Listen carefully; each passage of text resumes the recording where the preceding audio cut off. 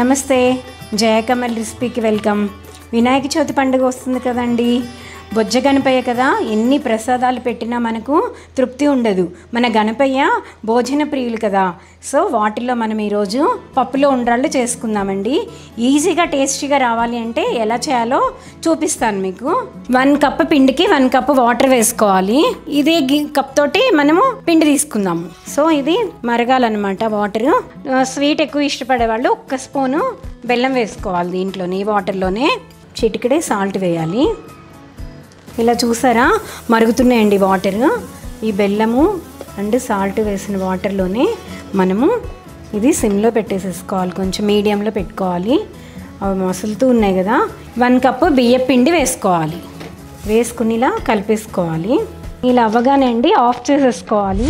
So మనం చేసే క్వాంటిటీని బట్టి పిండి క్వాంటిటీ కూడా, బియ్యం పిండి క్వాంటిటీ కూడా మనం పెంచుకోవచ్చు. ఆల్రెడీ నెయ్యి ఉన్న గిన్నెలోనే వేసాను కదండి. చూడండి, ఇలా ఉండలేమి కట్టదు, మంచిగా వస్తుంది.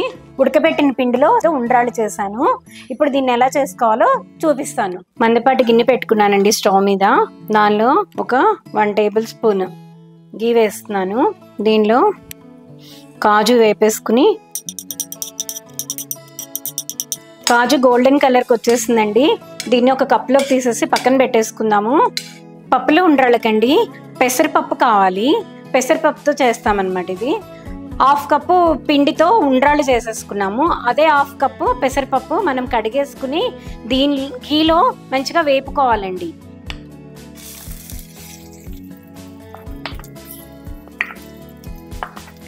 సిమ్లో పెట్టుకొని మంచిగా వేపుకోవాలండి. మంచి ఫ్లేవర్ వస్తుంది ఇవి వేగేటప్పుడు. ఆ ఫ్లేవర్ వచ్చిన తర్వాత 1/2 కప్పు పెసరపప్పుకి 3 కప్స్ వాటర్ పోయాలండి. మనం ఇలా కలుపుతూ వేపుకోవాలండి. ఈక్వల్గా వేపుతాయి, మంచిగా దోరగా వేగినాయి, మంచి ఫ్లేవర్ వస్తుంది. అప్పుడు మనము దీనిలో వాటర్ పోసేసుకోవాలి.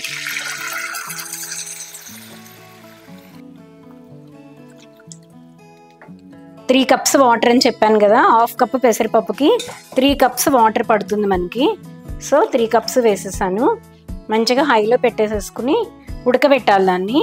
ఇలా ఒక 10% ఇలా ఉడికిపోయినప్పుడే మనము ఈ ఉండ్రాళ్ళు వేసేసుకోవాలండి. దీంట్లో ఉండ్రాళ్ళు వేసేసుకుందాము. వేసుకుని చక్కగా దీనిలో కూడా అండి గరిటె పెట్టకుండా ఇలా తిప్పేసుకుని మూత పెట్టేసుకుందాము. చక్కగా ఉడుకుతాయి. ఒక 10 మినిట్స్ పడుతుంది ఉడకడానికి. మధ్యలో ఓపెన్ చేసి చూద్దాము. ఇప్పుడు మూత తీసి చూద్దామండి. చూసారా ఉడుకుతూ ఉంది. కొంచెం ఉడికిన తర్వాత మనం గరిటె పెడితేనండి ఉండ్రాళ్ళు కూడా ఏమీ చిరిగిపోవన్నమాట. మంచిగా ఉండ్రాళ్ళుగానే ఉంటాయి. కనిపిస్తుంది కదా మీకు. పెసరపప్పు ఉడికిందో లేదో చెక్ చేసుకోవాలి. కొంచెం ఉడకాలండి. ఇంకో 5 మినిట్స్ పెట్టేసుకుందాము. ఇప్పుడు చూద్దామండి ఉడికిందో లేదో.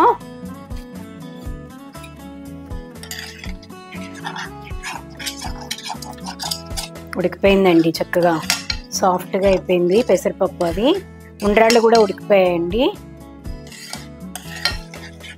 దీన్ని ఇలానే ఉంచేసి ఒక 1/2 టేబుల్ స్పూను ఇలాచీ పౌడర్ వేసుకుందాము.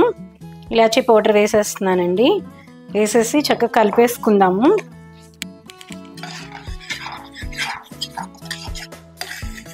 హాఫ్ కప్పు పెసరపప్పు అండ్ 1/2 కప్పు పిండితో చేసుకున్న ఉండ్రాళ్ళు ఉడకబెట్టేసి పక్కన పెట్టేసుకున్నాము. దానికి 1 కప్పు బెల్లం తీసుకున్నానండి. పాకం రెడీ అయిపోయిందండి. ఇప్పుడు దీన్ని మనం ఉండ్రాళ్ళల్లో వేసేసుకుందాము. ఇలా వేసేసుకుందామండి.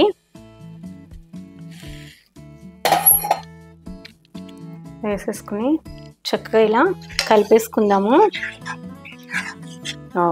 చూసారా ఎంత బాగా వచ్చిందో. మనం బెల్లం పాకం వేసేటప్పటికి ఇలా ఉండాలండి.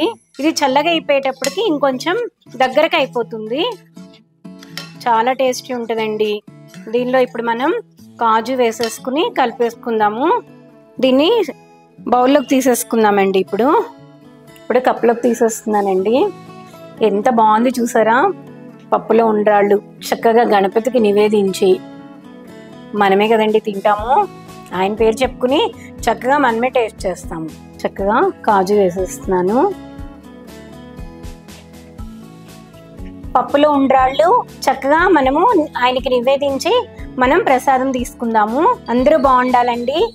హ్యాపీ వినాయక చవితి అండి. మీరు ట్రై చేసి టేస్ట్ చేసి కమెంట్స్లో పెట్టడం మర్చిపోవద్దండి. థ్యాంక్ యూ అండి.